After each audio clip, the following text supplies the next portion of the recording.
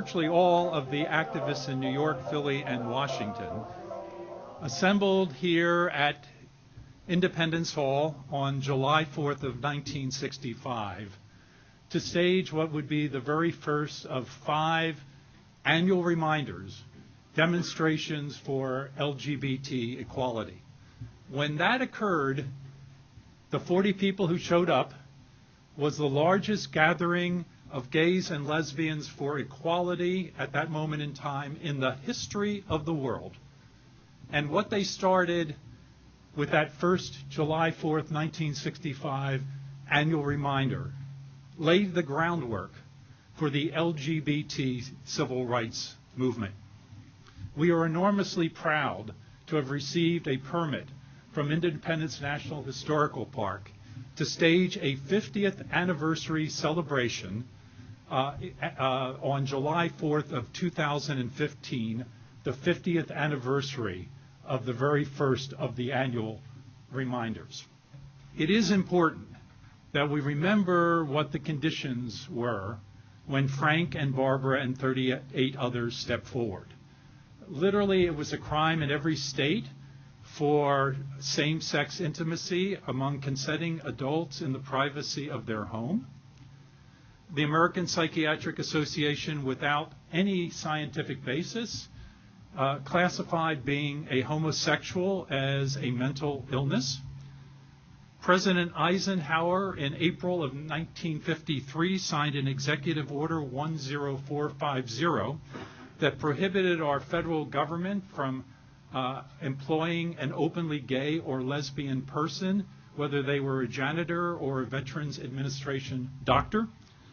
And it was either a crime or one risked the loss of their liquor license if there was more than one homosexual in a bar.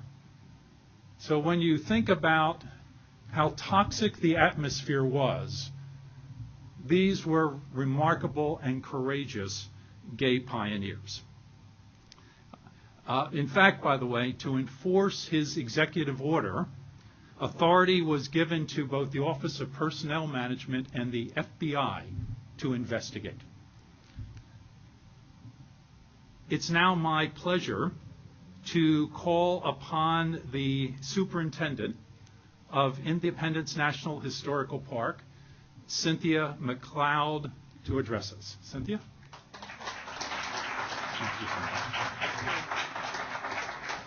Good morning, everyone, and thank you, Malcolm and Equity Forum, for inviting me to be part of this event this morning, a precursor to even greater events, I know. Welcome, Mayor Nutter, good to see you, Councilman Squilla, Merrill Levitz, and all of you who are here to support this planned celebration.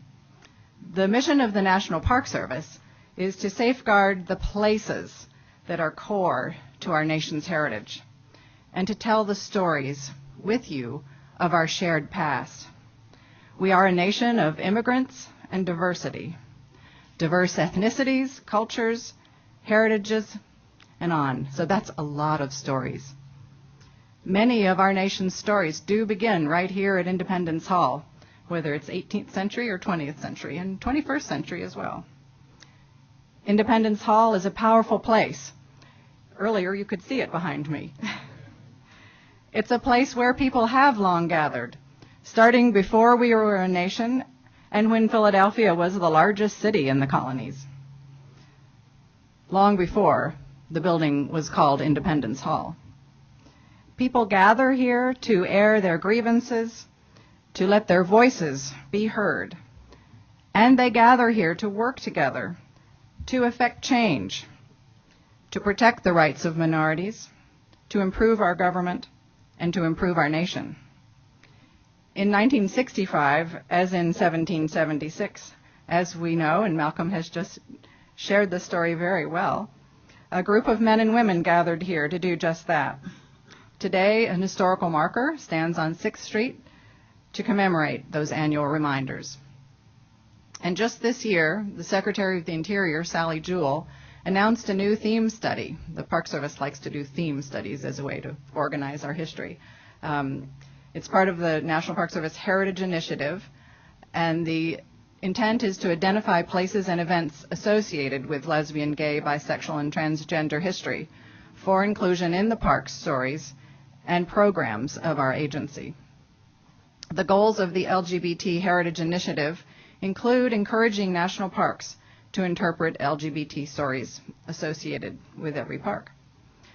Thanks to the work of our very excellent interpretive rangers, Independence National Historical Park offers a program, at least one program, and we're working on more each year about this history. It's a program developed in partnership with the William Way Community Center, and I know there's a representative here with us today. This story is absolutely a part of our nation's history, and we continue to develop and grow our interpretive offerings. Next 4th of July, 2015, is a great opportunity to do just that in a very big way. So we are honored to be part of telling the story of the LGBT movement and significant individuals who identify and participate in the celebration of the 50th anniversary of this landmark movement. So thank you again for allowing me to be part of this today. So Barbara Giddings and Frank Kameny and the other organizers held these annual reminders each July 4th from 1965 through 1969. And in 1969, their numbers swelled to an amazing 160 people participated. And while that may not sound like a lot of people today, when you think that they started with 40, if a business grew from 40 to 160 in 5 annual events, that would be quite astounding. But then something occurred, and it was called the Stonewall Riots. And they realized that the Stonewall Riots was the Boston Tea Party, and they discontinued the annual reminders to put all of their efforts into staging a first anniversary of the Stonewall Riots. It was a march from Greenwich Village to Central Park, and that today is remembered as the first New York Pride Parade. And that parade was duplicated not only in our country and in Canada, but literally around the world. And therefore, what you can see is how the groundwork was laid here in Philadelphia for a movement that not only went national, but went international. It's now my pleasure to call upon the mayor of the city of Philadelphia and the immediate past president of the U.S. Conference on Mayors, Mayor Michael Nutter.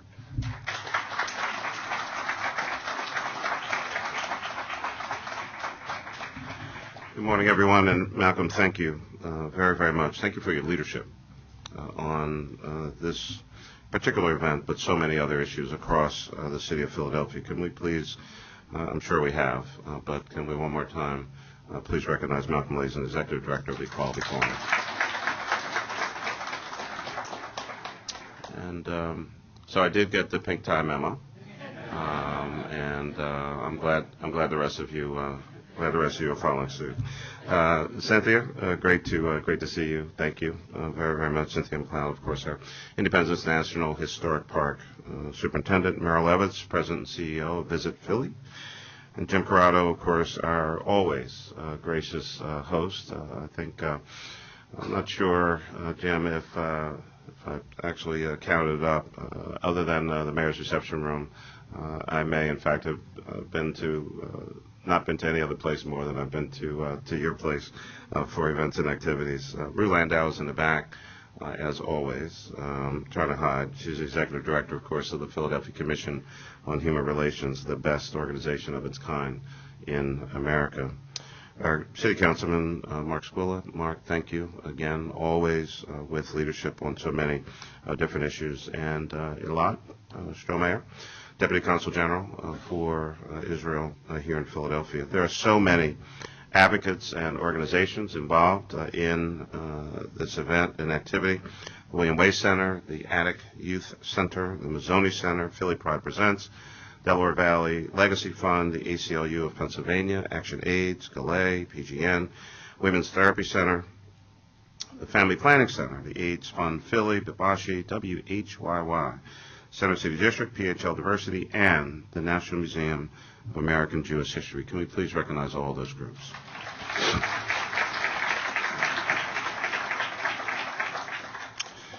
my opening comments, of course, are that thinking about what we're talking about and the incredible event that's going to take place next year in Philadelphia. But our thoughts, of course, immediately turn to one of the great leaders in this movement, who we lost not too long ago. And of course, that's Gloria Cazares, our very dear friend, a staunch advocate.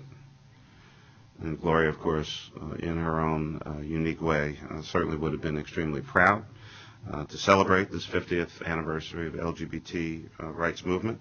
And she was so proud, and we had so many wonderful occasions together to celebrate some of the other things that have happened in recent times. The opening of the John C. Anderson Apartments on 13th Street, the largest publicly supported LGBT-friendly housing development in the nation. The striking down of DOMA earlier this year in Pennsylvania. The signing of legislation in 2013 that provides for the first equality tax credit in the nation in transgender inclusive health care for our public employees. It's for all these reasons and so many more that the Human Rights Campaign named Philadelphia the best big city in America for LGBT equality. And so, of course, it is fitting that Philadelphia will be the host of the nation's largest celebrations for the 50th anniversary of the LGBT rights movement next July. Malcolm talked about this, but it does certainly bear repeating. The movement began, of course, when activists were protesting for equality every July 4th between 1965 and 1969. And, of course, as our superintendent mentioned, I think we almost really kind of started the protest movement about anything in America, because folks can always find something to protest about or rally about here in the city. It's really kind of how we started, and we've continued that. Where else would you do that but in front of Independence Hall, in the shadow of the Liberty Bell, the most recognized individual symbol of freedom, liberty, and equality around the world? These peaceful protests occurred well before, as was mentioned, some of the tumultuous events at Stonewall in New York City. These annual reminders, and they're widely recognized as the events that launched the LGBT rights movement, and there is, in fact, a marker down the street. In the past few years, on the 4th of July, or around the 4th of July, we've celebrated the 60th anniversary of the landmark Supreme Court decision in Brown v. Board of Education. Last year was also the 50th anniversary, this year rather, of the Civil Rights Act of 1964, the 150th anniversary of the Emancipation Proclamation, all again around July 4th. And so it is a day that has so many elements for so many people. Serious and at times pretty somber ceremony in the morning. Folks do whatever it is they do in the afternoon, and all the barbecues and the festivities and fireworks at night and a great concert, all of those things. But it really does bear mentioning. It should really be also a day of contemplation. We need to think about who we are and where we've come from, the great achievements, the great struggles. And in many instances, people suffered and died, were beaten and hurt, pushing for rights every step along the way. Same thing happened in the LGBT community in so many ways, and the prejudice and discrimination. Folks held back from living out their full potential because of things that were in other people's minds about another human being. And so we've made a fair amount of progress. There's no doubt about that. But I think every day I'm constantly reminded that we still have a long way to go. And so we need to make sure that we're out there, talking about these issues, doing something about these issues, helping people, and at times forcing people to recognize that whoever you pray to, whoever you think about, or even if you don't pray, I mean, we are all God's children. We're very different in a whole lot of ways, but quite frankly, we're very much alike in more ways. And so, on behalf of the city, I personally and we collectively look forward to participating in and supporting these events for next year. This is a big enough city that we can actually do more than a few things at the same time. We can celebrate everyone in the birthplace of freedom, liberty, and democracy. This city of Philadelphia, this green country town created by William Penn, founded on the idea and the ideal of tolerance, that this was the place. There was a reason people came here in 1776. There was a reason that people came back in the 1780s to do big things, to come from all over the country to this one singular place, one of the most unique cities in America, if not in the world. And so we're very, very proud to participate. There's a lot of work to be done and a lot of people to be engaged in. I'm sure a lot of money to be raised as well to make something big like this happen. I'm sure Malcolm never mentioned that at all. But it will take some support, and certainly we look forward to supporting this event and so many, many more. So I'm pleased and proud to be here. Malcolm, thank you for putting this together, and for all the groups for pledging your support as well. Let's celebrate liberty and freedom. Thanks. The president and CEO of Visit Philly, our friend Merrill Levitz. Merrill? As you know, it took place just a few steps from here, probably on a warmer day. But like many things that happen in Philadelphia, its impact extended far beyond Philadelphia or even Pennsylvania, and we are very proud of that. Philly has a long and proud history of championing many causes that, while not necessarily popular at the time, are the right thing to do. In fact, you can say that all Americans have been impacted very positively by similar events that have begun in Philadelphia. From the colonists,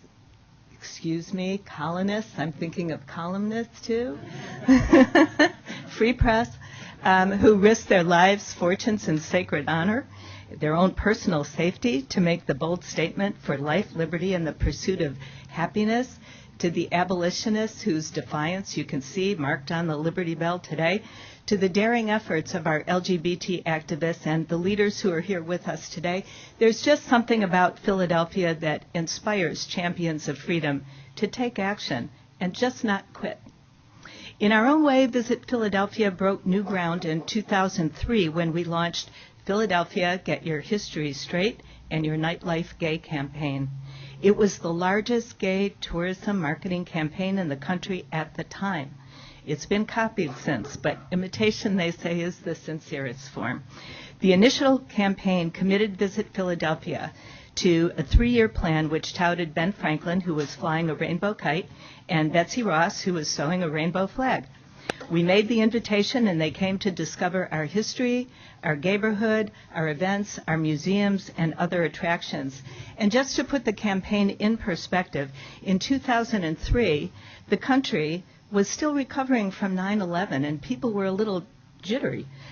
This segment was defined as a $54 billion market. There was not a single state that offered same-sex marriages. The Defense of Marriage Act was still in effect, and being out in the military was grounds for discharge. Of course, not everyone was happy for us to market to the LGBT traveler.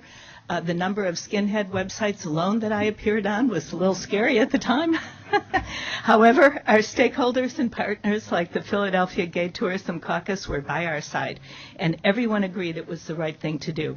And remember, even Jon Stewart jumped in on the act and showed his love for what we were doing here. Bill O'Reilly did too, and gave us so much free time that we had to wonder what side he was really on, because he had to know what he was doing.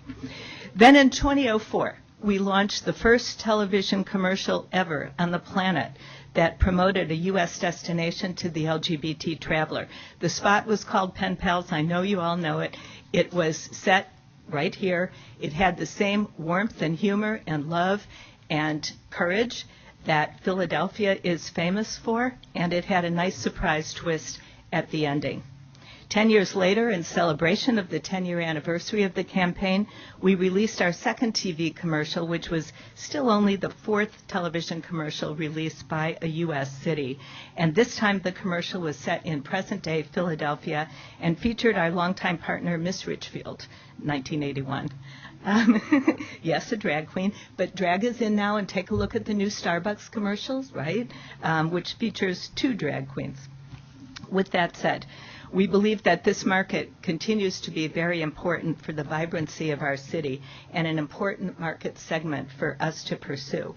And in the coming year, we look forward to celebrating the 50th anniversary of the landmark event and reinforcing the message that, as we hear the mayor say all the time, and we believe it every time, Philadelphia is the city of brotherly love, and sisterly affection. Correct, Mayor? I got it right. I've listened. A place where we celebrate the past, we look forward to what the future holds for us, and even more important, to what all of us together can make of our future.